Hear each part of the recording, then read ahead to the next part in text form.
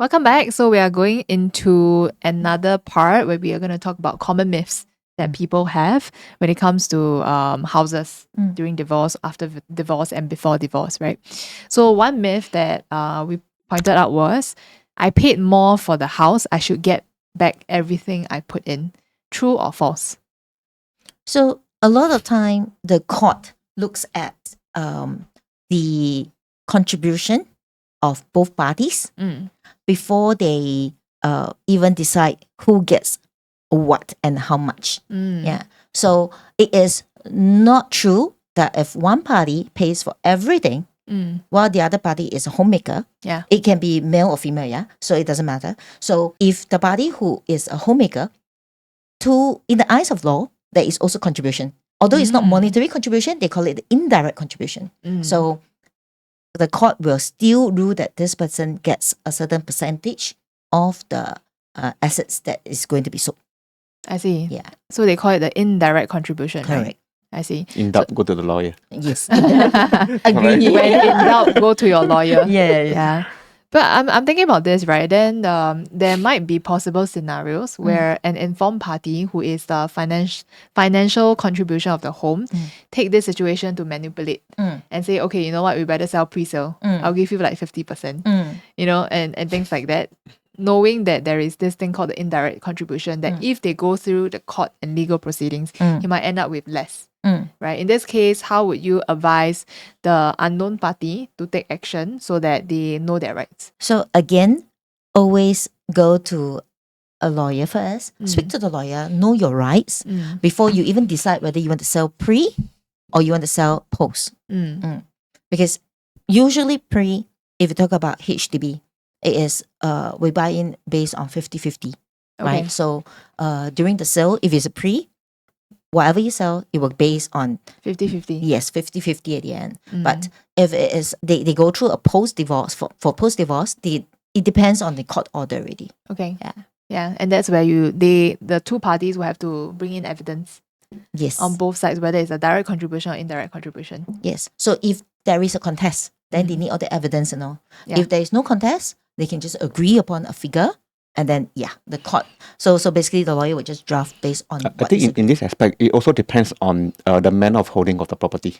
Yeah. It could be joint tenancy, means that two person are a single entity, or it could be a tenancy in common, meaning to say that we could be buying this house together, but maybe 50-50, 60-40, or maybe 80-20. It depends on manner of holdings as well. Correct. Yeah. Same. Go back to your lawyer. Okay. It's a lot easier. Yep. A lot easier. Yeah. Okay, next myth, we have to agree on everything before we can sell. So in this case, I'm referring to more couples that might not be able to speak logically. They might be making a lot of emotionally driven decisions, a lot of anger and hate, right? So then, is this true that they have to agree on everything on the housing decisions before they can proceed with the sale? I think not necessary on that, but if let's say both sides are in good terms, okay, and then they agreed, to get the home sold, then things would move quite smoothly. Yeah. But in the event, if let's say one party start to be uncooperative, and then the other side can still seek legal advice, to get advice from a lawyer what to do next. Because at the end of the day, if let's say that if the property belongs to two person, technically both need to agree to get the home sold. Even if let's say the shares is 99-1. Yeah. Let's say I own 1%, you own 99%. You still need my signature before we can get the home sold. If I being uncooperative or try to make things difficult for you, then you may want to speak to a lawyer. I see. So what happens when one spouse, one side refuse to sign? If one side refuses to sign, same thing, go to the lawyer. One of my particular case I mentioned earlier on, the lawyer actually made applications to the court for her to have the sole conduct of the sale of the property. Meaning to say that she don't need her ex-spouse to sign. They actually get a court registrar to sign on his behalf. Okay. So that there's one possible options. But there's a court order, and then somehow not cooperative, and then she went back to appeal the case. Okay. Yeah. But every case is different, so of course they should get advice from their lawyer. That's this true. is just my particular one case Special like case, that. special case, yeah. Special case. But it's Okay. good to know that there is a possibility like that for situations where they are held hostage, right? Mm. Yeah. Okay, next myth. Once the court rules, the property will be naturally sold. Is it always the case? In reality, that would be ideal lah. If the court say, Ideal. you know, That's a guideline. 6 months, get to, if the court does say get the home to be sold in 6 months, not 12 months, then, you know, that would be ideal lah. But in some cases, if one party start to be difficult or try to stall the sale, then it's going to be challenging lah. Yeah. It will not be naturally so. So when you say that they drag, so what kind of dragging were we talking about? Refuse to sign any selling documents. Okay, stop people from viewing the house. Okay, or make the house, not say make the house like, you know, the house is in a state of not very good condition. Yeah. Okay. Okay, and then that somehow affect viewer perception, and then that affects the selling process. Sale. Yeah. Oh. There was once I was in a house. The spouse that doesn't want the house to be sold, right? He hoards a lot of things. Oh, he hoard. he hoard a lot of things. So he makes the house almost inaccessible Oh, wow. for people to view. And when you are Ah. there, he is very hostile. He looks like he's going to bash you up. Yeah. So it was a bit scary. Yeah. I see. So the viewer went in less than 3 minutes, they're out of the house. Yeah. So In that case, then how would that work, right? Because, I mean, if it's a hostile situation, a viewer feeling threatened when visiting a house is incredibly, I mean, not the right thing to do, Yeah. right? So And then on your side, you had a situation where you found a hole in the door or something like that. yes, I did. Yeah. So what happens was there was one house that I was trying to sell. So I was asked to go to the house, assess the house before I could take some pictures and all, right? So to my horror, I found damages in the house. So the first What thing I kind of asked, damage? what happened to your door? What happens to your wall? Yeah. It looks like it's being trashed. Ah. Somebody came Oh, in no. and trashed the house. So then the simple terms was they told me, oh, we fought. Wow. And none of us want to pay for it. Oh, I'm okay. like, okay. So how am I supposed to tell somebody when they steps into the house to see a broken door with a big hole, the wall that looks horrifying? So my first thought is something is damn wrong with the house. I Yeah. don't think I want to buy this house. Yeah. Pantang That's how we right? come to you, Kat. We expect you to do magic. Yeah. The seller told me the same thing. Okay, what can you do to salvage this situation? Yeah. So what do you do for that situation? But both sides refuse to pay. It is a lose-lose. Yeah. So I have to talk to the party who came to me. Gotta give some sense and logics to them to tell them certain things needs to be done properly before we can even proceed further. Because Yeah. the first thought that people get is when they step into such a house, if you are the buyer yourself, would you want to buy a house like this? Yeah. You will have a lot of question marks. It's a lot of fear that is behind. So unless you're going to sell your house very cheap, Yeah. and then there will be people who don't care lah, because Yeah. I want the cheap house. Then it's Yeah. different. Yeah. But if for somebody you want a right price at the market price, the buyer that comes in needs to feel that the house is right for them. They won't want to come to a house that they feel there may be a lot of scary stories behind the house. So the first impression still counts. I see. So you managed to convince them to do some patching. Yes. So it need not be a lot of money. Nobody asks you to re-renovate the house and throw in 20,000-30,000. Yeah. But sometimes it's just a couple of hundreds to get that fixed up. It affects your sale price. Yeah, your sale price can goes up by 10,000-20,000. I'm just giving a figure, but technically the house should not be in a condition where people feel that nobody wants it. Yeah. Yeah. I see. So, well, it could be the court ruling that you have 6 to 9 months, but somehow it can drag on, right? Depending on the Yes. situation and severity of it. And sometimes it might not even be malice. Right? In the case where Kenneth talked about the 15 years, it's because the husband wanted to provide for the wife and the children who could not afford to buy over the house, right? He didn't push lah. Yeah. Yeah. And So then that's out of, he accepted lah.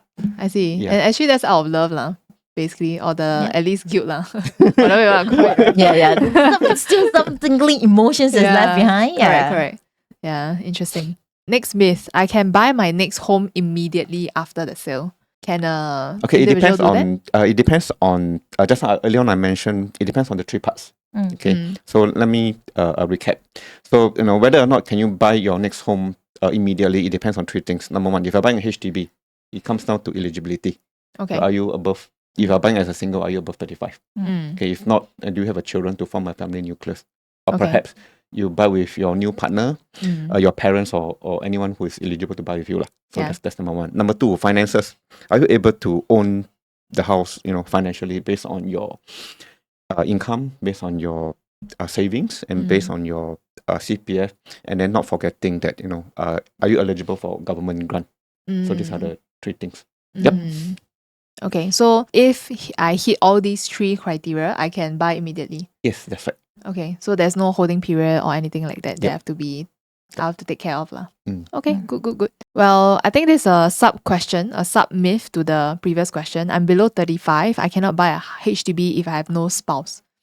Is it true? Do I necessarily need to have a spouse to own a HDB? This situation is not true, because if you have a kid, that the single parent with the child still forms a family nucleus. I So see. this is one case. So another case is, I have a client that has no kid. She's less than 35 or close to. She did an appeal because she has no space to stay with her parents, etc. So, and she cannot afford to rent all the way till she's 35. So she appealed to HDB, and she managed. HDB did give her approval that she could buy a house even before she was 35. I see. Yeah. So this is subjected to HDB approval. Subjected to HDB Okay. approval. So I wouldn't say that everybody gets to do it, and it's not a natural thing. So she actually did her own appeal lah, to ask for it. Yeah. Yeah. But I would say to viewers, don't rely on that lah, as your backup plan, right? Post. Always seek somebody a professional, right, to help you through, to see what situation can, based on your situation, what can be done best. Then there is a trial and try, rather than accepting that, oh, I totally have no option. Yeah. Yeah. Yeah. Good point. All right. I want to talk about the court versus reality, right? Because it seems like the court can give a ruling, but somehow, because of the situation, because of the emotions, right?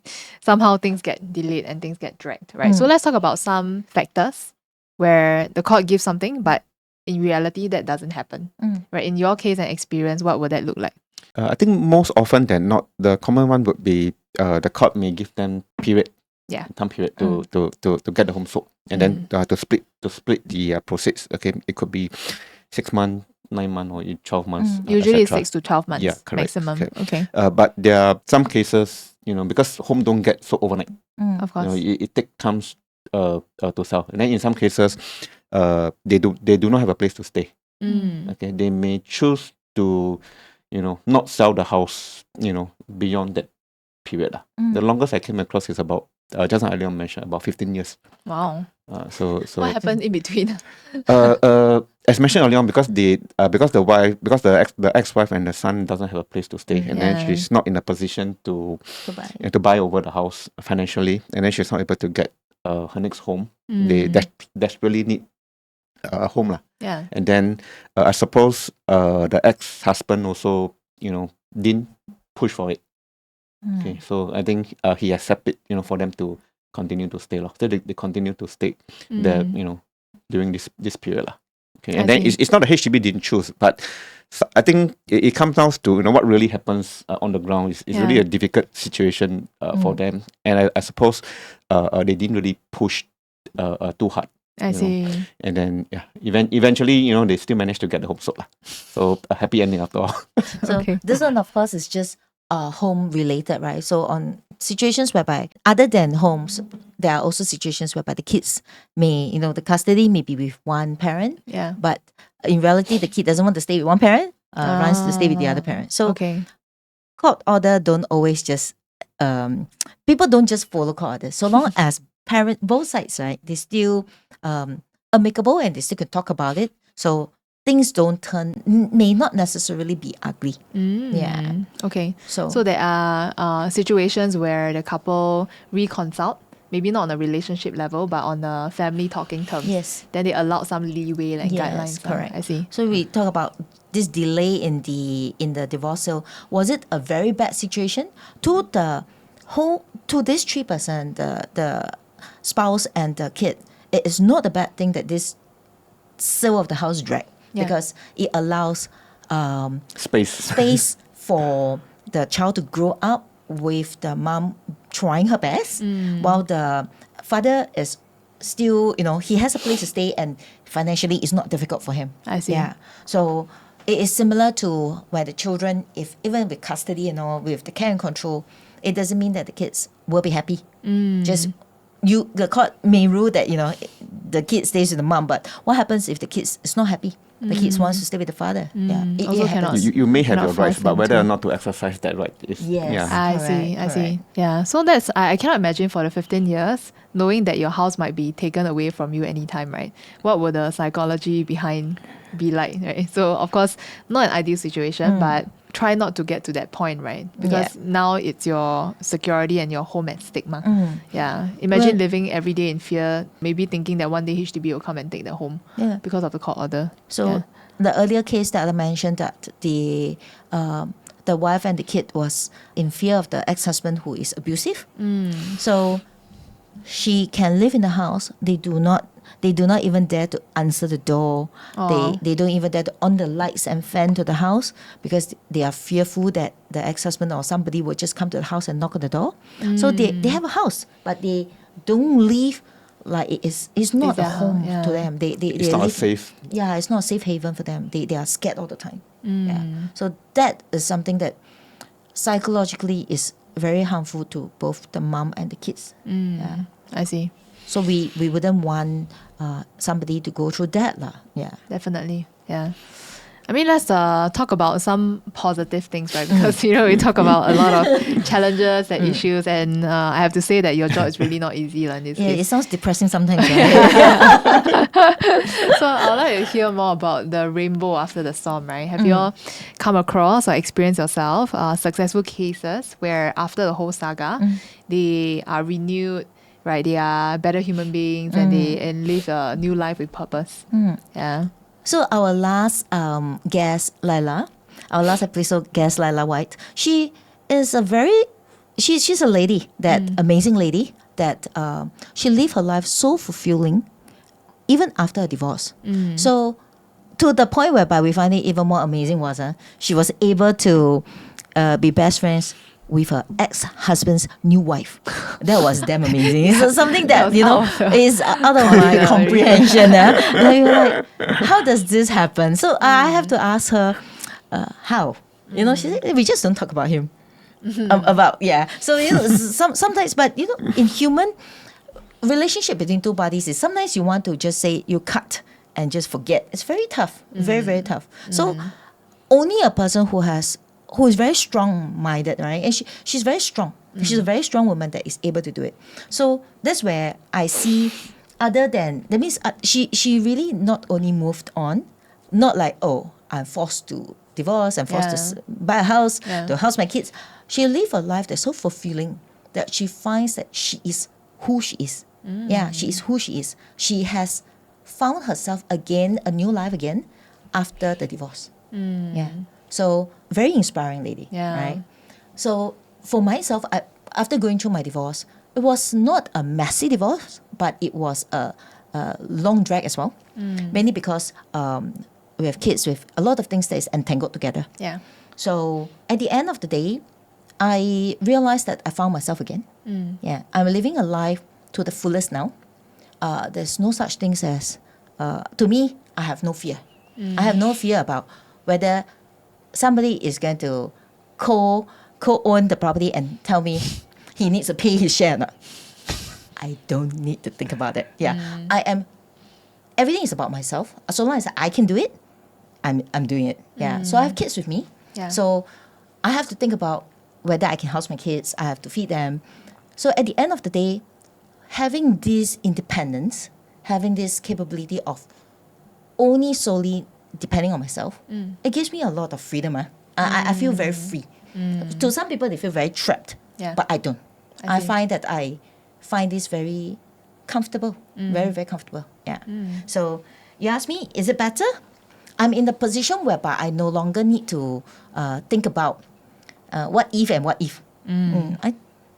Life is just, I decide, I think, and I do it. Yeah, and I'm happy. Yeah, Yeah. I think that's amazing, and that's Moving why. on. Yeah, moving on. My rainbow, it wasn't an easy path to find the rainbow and walk to the end. Yeah. It was a very grey one for me in the beginning. I couldn't see any light. But when I was there, I really appreciate where I am now. Yeah. And I appreciate life ahead of me. And I think this is something that I've talked to so many clients, I've talked to so many people who been through, and I always tell them to be able to see and walk to that is what everybody wants. That is step one. Yeah. Once you're there, you will literally know what you want and to do with your life. Yeah. Beautiful. I think, and that's the reason why you all co-founded Grounds for Divorce in the first place, Yep. because you wanted to bring together people who are going through uncertainties, and you wanted them to see with their own eyes that there's a light at the end of the tunnel. Yeah, and I think that's really beautiful, especially the one that you told me about, that lady that you served, 50 years old, right? She recently got her new home, Yep. independent home. And what is it like for her? How did she feel? Wow, she is so happy because she told me, really, this word, thanks, Kat. I never thought that I could have this for myself. Never had she ever had a chance to choose a house that she really wanted, to be able to decorate her house and renovate the house according to what she wants in life. She said she has been paying for a house. She has owned a house, but it was never her house. Yeah. So, but now what she has is hers. And what she can do for herself and for her daughter that is staying with her, it is something that is so priceless. It's not about how much money that is required or everything, but so much so that she can have her life, her own decision, her own life. So I cannot imagine how trapped she felt, right, in the past 40 over years. I see. Yeah. Wow. So finally she found, wow, this is my life. It's the freedom. It's the, yes, I can breathe and I can live day to day according to how I want it. Yeah. I think this is Lovely. very priceless. Yeah. I want to add on with this question, right? Because both of you are realtors, both of you are many years in the industry, and now you're serving a group of beneficiaries that are going through a very tough journey. So, in your own words, right, what do you think is the meaning of a home, right, to particularly this group of people that are going through a challenging times and are looking at the light at the end of the tunnel? What's the meaning of a home? Maybe start with Kathleen. Maybe I'll describe the meaning of home for myself first, right? So to me, a home is not just any house. It need not be the most expensive, the most luxurious, nothing of it. But it is a place that I feel peace, I feel safe, and we feel happy living in the house. And it is a place that I want to go back every day after a long day at work and all. Yeah.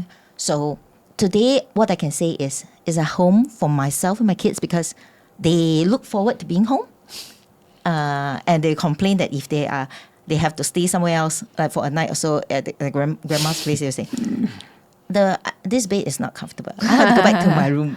So this is, sometimes it's no longer just a bed. It's not that you recognize the bed, but they don't know how to say, but it's a feeling. Yeah. It's a sense of belonging that they feel, and so the home must first makes me feel peaceful, and I feel very comforted. And this is what I realize.